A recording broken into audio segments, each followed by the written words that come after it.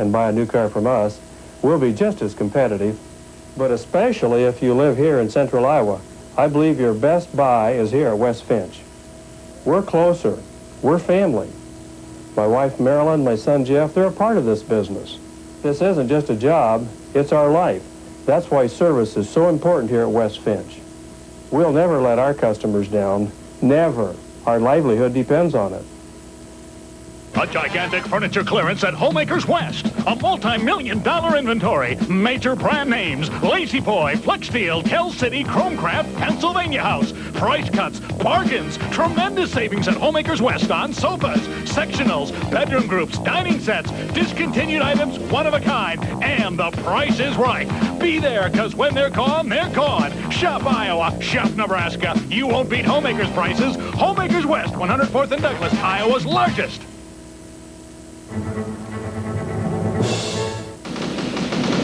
It began as a game. It turned into a battle. And now, it's out of control.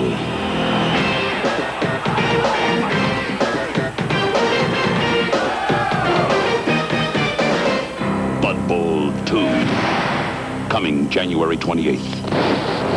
This time, it's war. The Iowa Lottery raises a lot of money for worthwhile projects, but we know that our games must be fun, too. We're making some changes for 1990.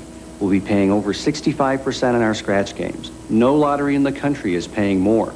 For now, we're ending our second chance drawings. We'll devote $700,000 more in prizes to each scratch game. More dollars, more winners. It starts with Frosty the Dough Man. Remember, when you play, all Iowa wins.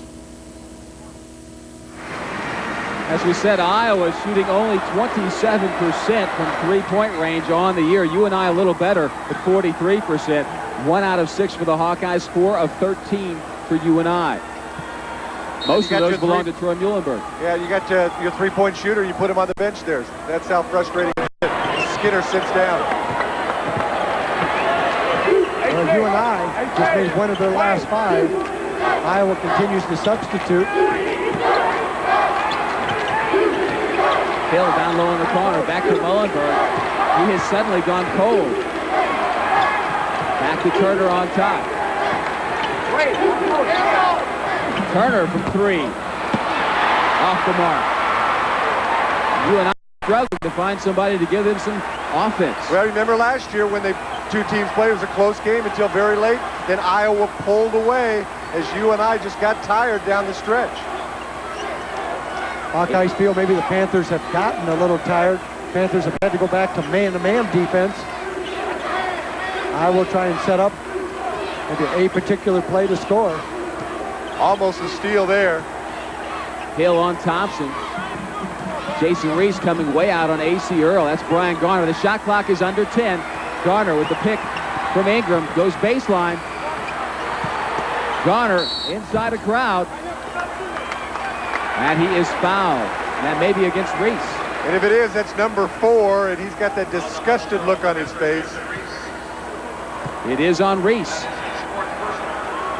This is a high post pick where Garner is able to go right, then he has to reverse himself to come back across the pick along the block. Cheap foul, cheap foul. Well, it's a reach, though. That's that's a tired reach. It's a reaction, too. Yeah. The shot clock was down to 3. Garner was going to put up a shot that, maybe would have gone, maybe not. And all of a sudden you got Reese reaching like that in a tired situation. Fife sits down. Jason Reese will stay in with that 4th foul. Steve Fife goes out. And it is a 3-point lead, 64-61. 4:35 left. McCullough across the 10 to Muhlenberg. He's been cold. They needed that. They needed that. 2-point shot, though. Pulls him within a point at 64-63.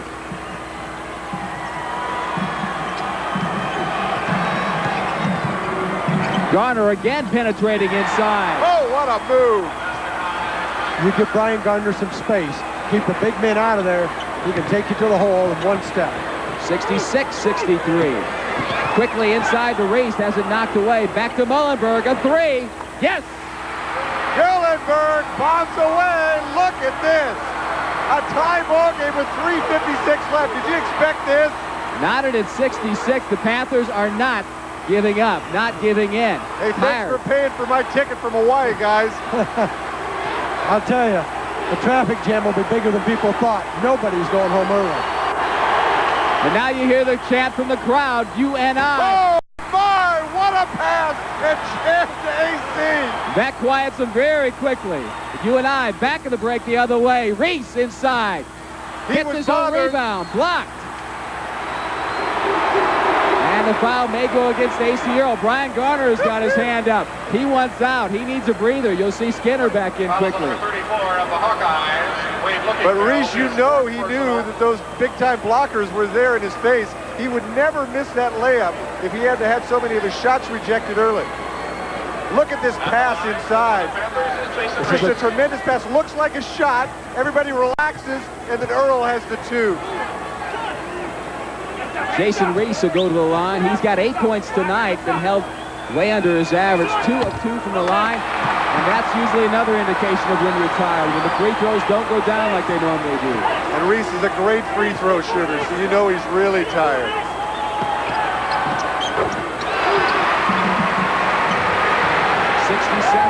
For the Panthers, 68 for the Hawks, 3:22 left to play. The crowd is on their feet around the edges of the dome. Jepson shakes free inside. They just backdoored Reese, who was fronting. 3-point lead again. Could have been a foul there, wasn't called. Muhlenberg wants the ball. And Jepson pulls down the rebound on the offside. The Hawkeyes by 3, now under 3 minutes left. And that is 13 rebounds for Les Jepson. That's why the pros want to look at him. And now the Hawkeyes pull it out a little higher. They're going to the weave. They're going to the roll offense. This is where they will ball handle out front and make a man foul them. If not, you've got a one-on-one move to the basket. Something you might do in a situation where you feel the other team is dragging, is a little tired. Catch that one player who doesn't have any help back behind him. Davis wants a timeout. We got a timeout on the floor. 2:30 left to play. Hawkeyes by 3, 70-67. It is everything, absolutely everything. Written about it, said about it. I mean, Bob, it's a great one. It really is. You know, it's a game that lived up to the event. And so much of the time, the event is just way outweighs the game. It's been a tremendous night for the state of Iowa. It's been a tremendous night for the UNI program. And then it's just been great for basketball fans everywhere watching this ball game. Yet this is not a situation as in years past where UNI would say, gee, we were close, we played a good game, yeah, we lost, we hung with Iowa. They still believe they can win this game. In fact, really looking at it, I think Iowa expected to win coming into the game. UNI was certain they would win. And there's something to be said for the attitudes, the mental attitude of preparedness for this game. Iowa, the last 5 shots, they made all of them. 7 of their last 8. That's why they got the 3-point lead. Well, then Muhlenberg coming back in. He looked like he was tired. He missed several shots in a row. He finally found his rhythm. He hit a 2-pointer, then he hit a 3-pointer, and they need him. They also need something from Jason Reese, who's really been taken out of his ball game. And you really have to credit the big men, Jepson and Earl, for doing that from Iowa. And I think the Iowa fans got to be really happy with the play of AC Earl. And they got to love this kid. Earl with the inbounds pass to Skinner. Skinner, Earl, Jepson, the Twin Towers, along with Moses and Thompson for the Hawkeyes. And it's Moses shaking free inside. Reese playing in foul trouble, lets him take it up and put it down. That was a big move, though. It was one that you would say, don't throw it back out. And then you go, great shot, James. As long as it goes down. And the Iowa lead is 5 as we approach the 2-minute mark. Reese comes up short. They'll give it to the Panthers underneath. And you're right about tired legs out there. Looks like Jason Reese almost went up in 2 movements. Well, he was turning, wondering where the block was, too. That's still UNI's ball if they save it. Not a backcourt. They only got 10 to get it across the timeline, though. And usually you get pressured. Turner finds McCullough down low. Hill wants the basketball from 3. Yes! The Panthers within 2 at 72-70. Only 1:35 left. Here's that weave. The crowd is buzzing right now. You can feel the electricity. Thompson trying to go one-on-one with the call. 5-second call. What you got in basketball, you can dribble the ball for 4 seconds, hold it for 4 seconds, and there's no problem. But once you start doing one or the other and you get to a 5-second call, it's a turnover. Now every possession becomes so critical. 1:25 left to play.